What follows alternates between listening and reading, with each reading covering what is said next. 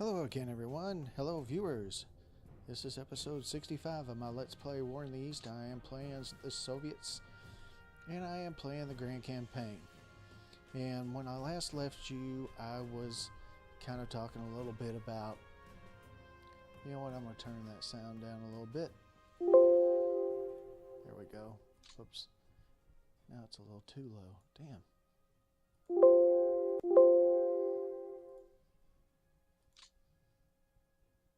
Why did it get so low? Oh, wait a minute. There we go. Anyway, I was talking a little bit about AJOG games and War in the East 2, and because I didn't really want to play or process it as a turn by the AI.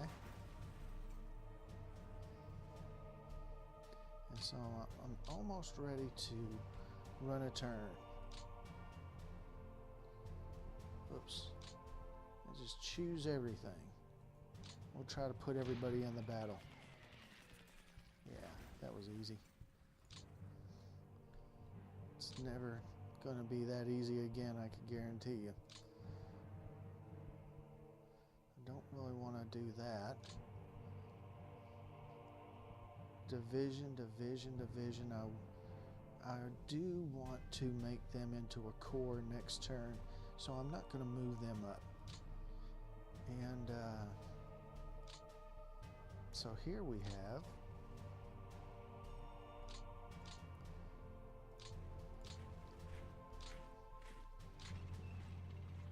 brigade. So we'll make them into a tank corps next turn. And I've mentioned it before, and I'll mention it again.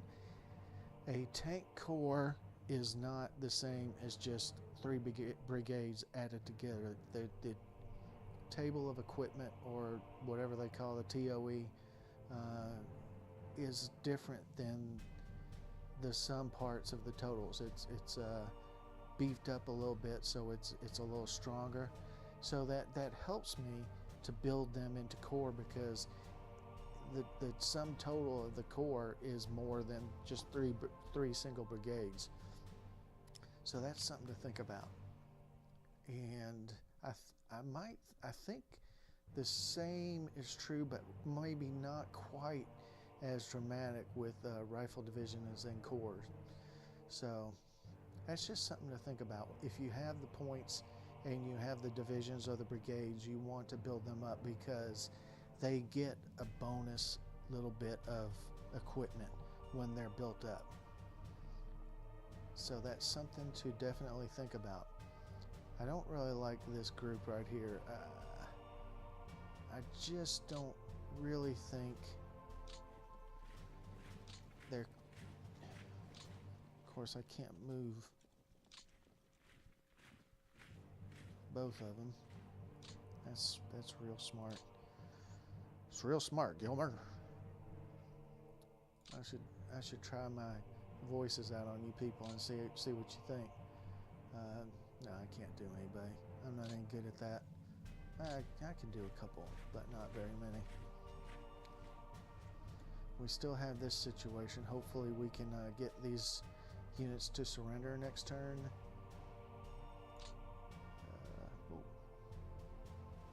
That's a tank core. Let's get him kind of over here, close, just in case. And we'll use him to help attack, though he's not very powerful. From what I understand,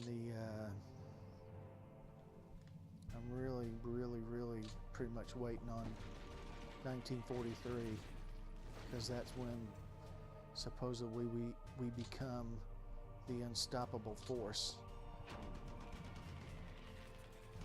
which makes sense. And then we'll have 43, 44, and 45 to really do some ass kicking. I can say that. It's not a PG rated Let's Play. Although ass is PG rated, actually, nowadays. Used to be you couldn't say any curse word in a PG film. Now it's the language won't push it into PG. It's either violence or sex, and it's usually some pretty graphic violence or sex that would push it to R. But I digress. Sorry. But I can't say that it won't happen again, because I really like the look of that. 3,000 men? I'll attack that all day long. Even if I just have one stack of men, which I could, maybe I could, no, I can't attack. I don't have enough movement points. I guess it's this guy. Push him back. Like the old football song. Push him back. But I ain't gonna do that. Shove those commie back. Commie. I'm the commies. Shove those fascist bastards backwards. Shove them back to the fatherland. Yeah, I haven't been paying attention if somebody's been commenting on my videos, so I don't know if people have been, ripping me for saying commies or fascists, or, I mean, it's all fun. I'm not. It's not me trying to, destroy anybody's beliefs. I personally am not a fan of either, but beyond that, I'm not going to say too much. People get too upset over stuff like that, and I'm not going to let that happen on my Let's Play. Alright, I'm ready. I'm ready to process this turn. It's going to probably be, I'm at 7 minutes now. This AI turn will probably take at least 23 minutes, so let's go ahead and get it out of the way. Oh, wait a minute. It's a mud turn coming up. That's right. The weather predicted is mud. It'll be like 4 minutes, if that. Unless I got the weather report wrong. I don't know if that can happen. I don't think that they have that built in. Yeah, see, it's mud.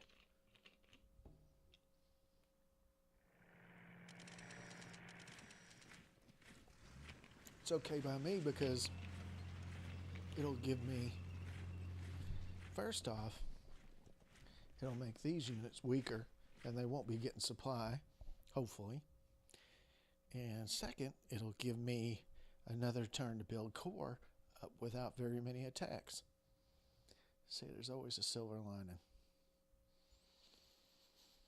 Of course, they'll probably do some attacks even in the mud, and they'll probably be successful. Not that I'm complaining. It's just that the Germans were very efficient and a very strong war machine. Somebody's right outside my door talking. I think they're talking on a cell phone. They probably think I'm talking on a cell phone. If they hear me, but she was talking really loud. I like where I live though. It's pretty quiet. There's not a lot of, I'm on the second floor, so there's not a lot of talking that you hear outside. You sometimes hear people talking when they're going up the stairs, but that's about it. There's not, well, I will say that the people upstairs sound like they're coming through the damn ceiling every night just about when they're there. They stomp and sound like they dropped a freaking chest of drawers or something the other night. It literally sounded like they were coming through the ceiling. And the people next to me, they're quiet, but they smoke a lot of marijuana, a lot. And the apartment complex put flyers on people's doors saying that, it's against the law to smoke marijuana. And I was kind of worried that they think I was the one that ratted them out. I didn't, but it's very strong in my apartment when they're smoking, because they smoke a lot. And the funny thing about it, there's a police officer that lives 2 doors down, and I'm sure he's probably been smelling it, but he's probably thinking, I'm off work. I don't want to go through the hassle of the paperwork of writing somebody up for marijuana. which I can't blame them. Nobody thinks marijuana's that big of a deal anymore, hardly. But other than that, there's not very much noise coming from outside.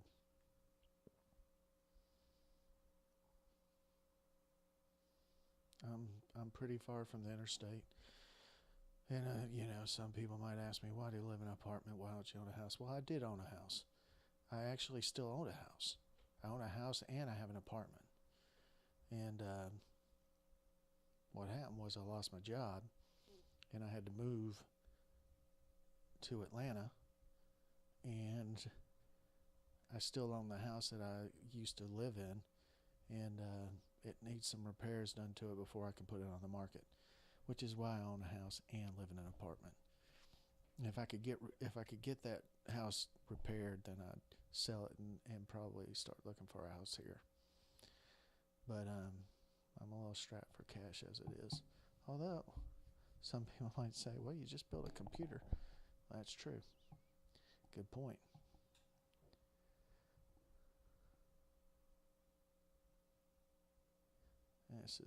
This is taking forever, this turn, for some reason.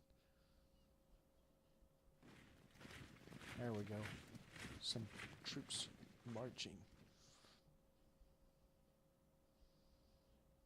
It's been about 4 minutes, so if they cut it right here, I'll have predicted that pretty much on target.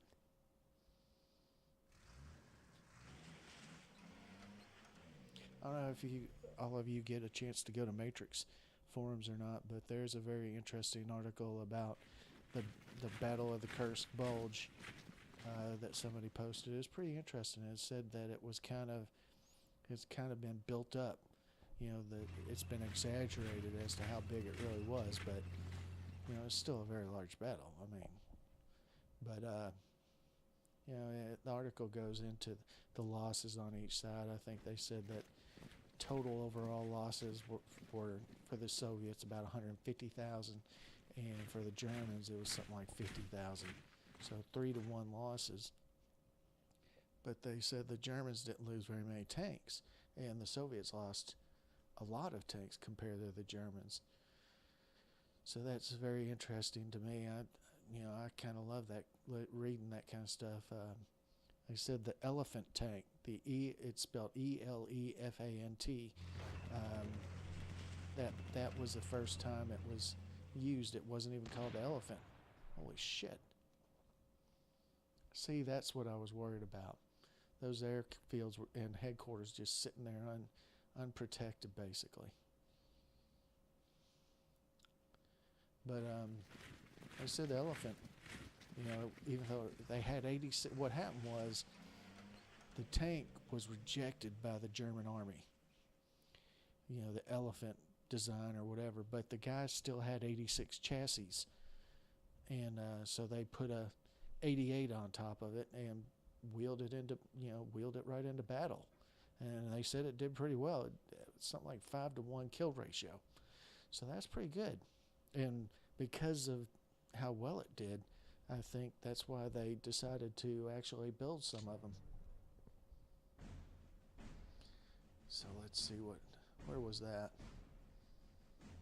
It was down here, wasn't it? No, it was.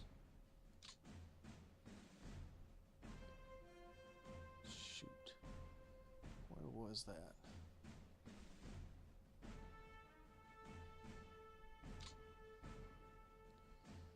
Oh well, let's look at this. This might tell me a little bit better. Oops. The old trusty commander report. So we're still good on command points. Okay, so I'm not going to worry too much about that. If we had a headquarters that was destroyed, we would definitely need to think about shuffling our units.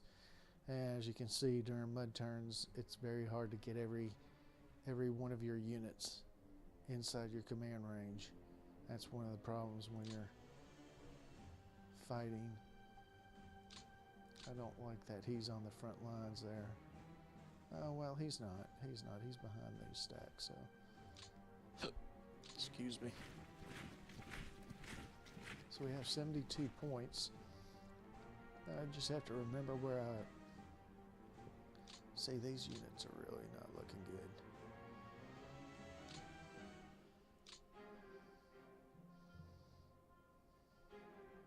Should I do it?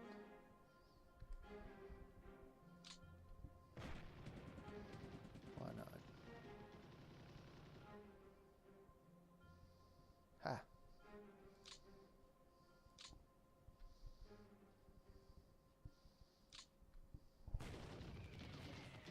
Why not? They're out of supply. They held, but... Was it that HQ that... We'll move him back. So anyway, let's see. Here is a stack of tank brigades.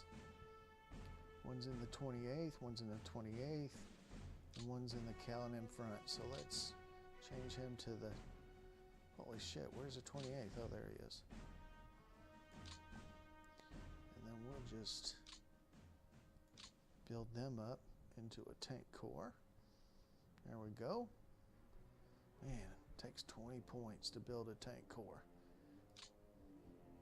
How much does it take to build a... See, now I can't find any... There's one that I... Oh, wait a minute. Okay. Well, there's another tank corps. Let's just see what the 18th Army looks like. It's over. So...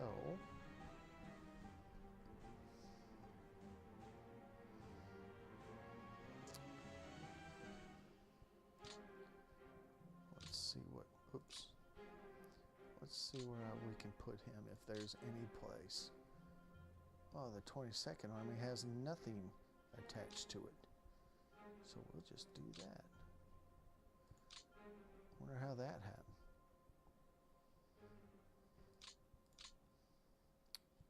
Uh, 22nd Army. Good deal. 3rd Shock Army is below its command point limit, so it's good. There's the 18th Army, it's 16 of 18. We're still good there now, or we made ourselves not good and then we fixed it again. Let's look at weather's clear next turn, so the next turn when I hit this, it's gonna go for a long time, so I don't think I'm gonna process an enemy turn this time. I wonder if it was this guy. I think it was, because there's that guy. That's the guy that made them rout.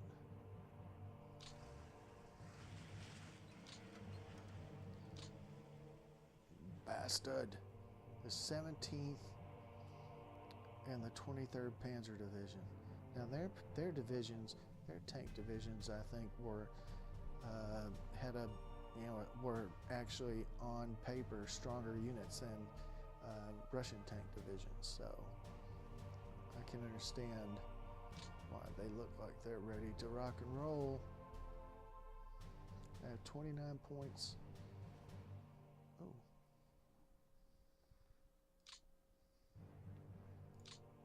Oh, that's a good point. I wonder if the turn right after you build them up, they're weaker than they normally would be. So they're in the 19th Army, he's in the 26th. We'll move him to the 19th. And then we will make you a Guards Tank Corps. The 1st Guards Tank Corps. Look at that. Well, what do I want to do here? move him up. We can move them up. And let's move them up and make them reserve while he's on refit. So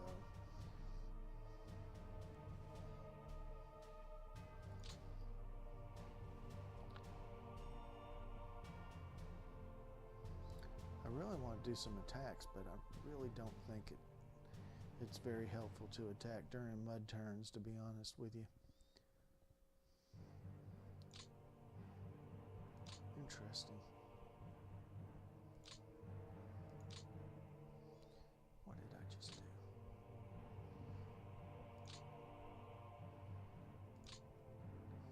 I could move that tank unit across, but he would probably just be destroyed.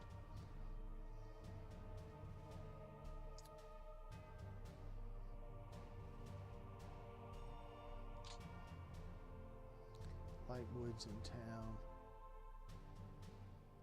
Man, that's so tempting to do something with that. Oh, every one of these guys can move across. I'm probably going to regret that. But,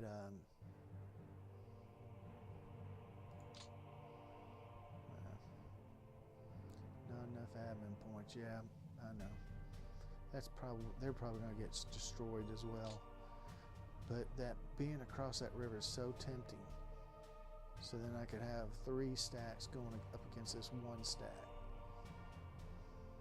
Or these 3 stacks going up against this and getting another stack across the river.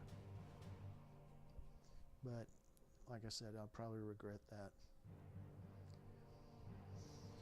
What else?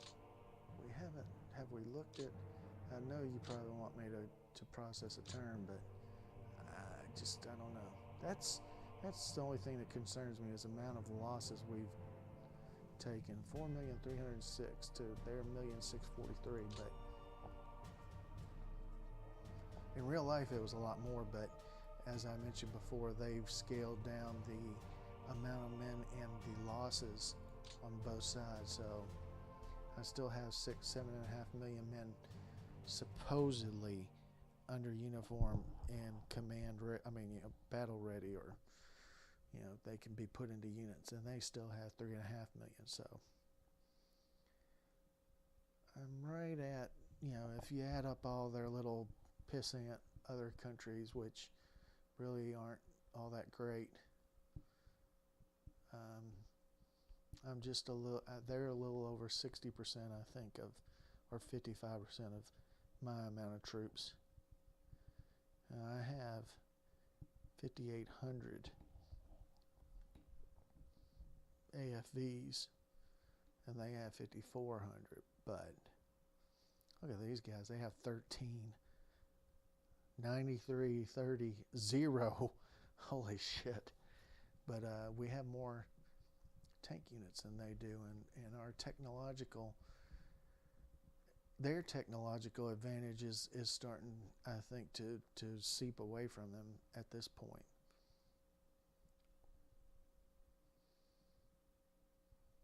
Look at that name. I've heard of him. That's a very long name. Have I done Alexander Chernikov as the thumbnail? Or how about Mikhail Karponis? I've done Ivan Konev. And I think I've done Yakov Cherevchenko. You really enjoy how I'm able to pronounce these Russian names, huh? Dmitry Kozlov. Ivan Bogdanov. I'll probably end up reusing some of these and not even realizing it. I'm pretty sure I've done Voroshilov. I've called it Clement Voroshilov. Yeah. Philip Urshikov? I don't think so. Markian Popov? Maybe not. I know I've done Shaposhnikov. Yulinev. It might be, the T might be silent. Who knows? Yulinev would sound a whole lot better. Yakovlev. I wonder what his deal is. He's a general lieutenant, which is higher than general major. General Polkovnik is a colonel general, which is above lieutenant or major. Hey, we got one general major controlling the Southern Ural Military District. Whatever. I've done Pavel Batov.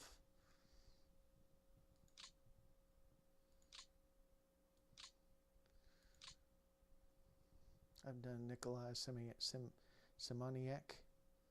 I have not done Ivan Bezugly.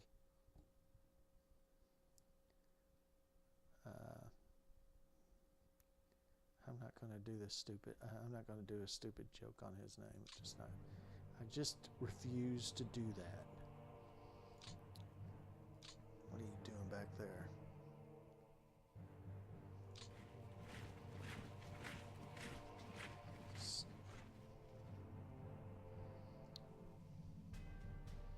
Really think I can do some damage to these guys in another turn. Look at that. Your history. Not gonna put them there.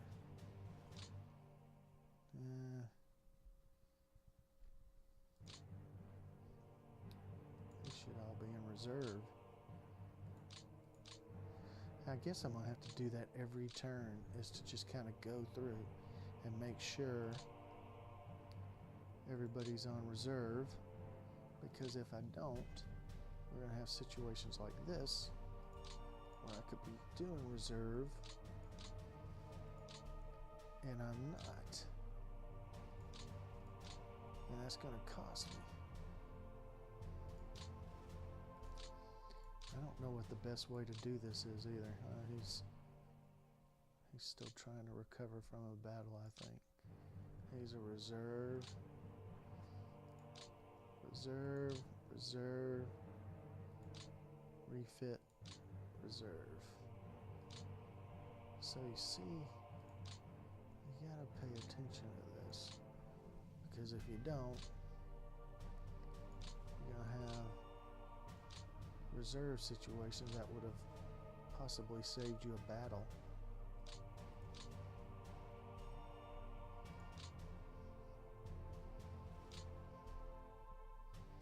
The thing about it is I wonder how many of these in the front line are on reserve, or if they automatically move over to ready when they are attacked or put into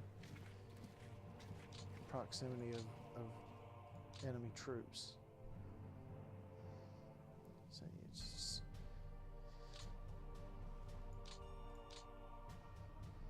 so many. I don't like the fact that I've got two headquarters sitting right there. I don't care if they're trying to get close to the battle or not.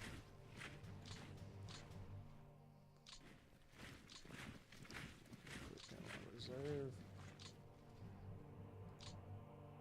He's on reserve. We'll move them up.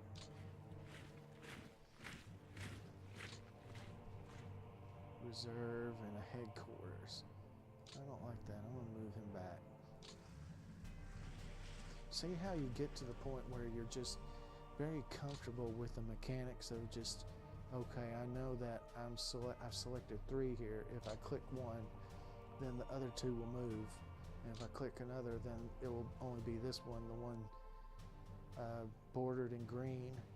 So then if you want to move all 3, you just click them again, select them again, and you're ready to go. So you get to the point where you're just very comfortable in choosing which ones you don't want to move and unselecting them. I don't like him there, but I do kind of like moving him up and then putting him on reserve. He's on reserve. I don't like that he is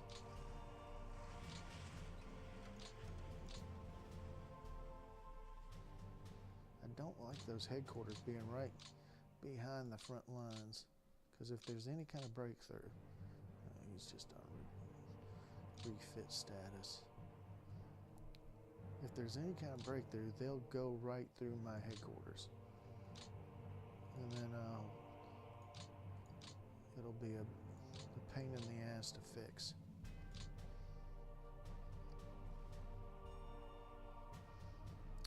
Okay. Volkov front. And this is the Volkov front. But I can't move him too far. Because then those guys will be, well, yeah, it's probably more important to have him over here. Well, then he's not even in range of those guys.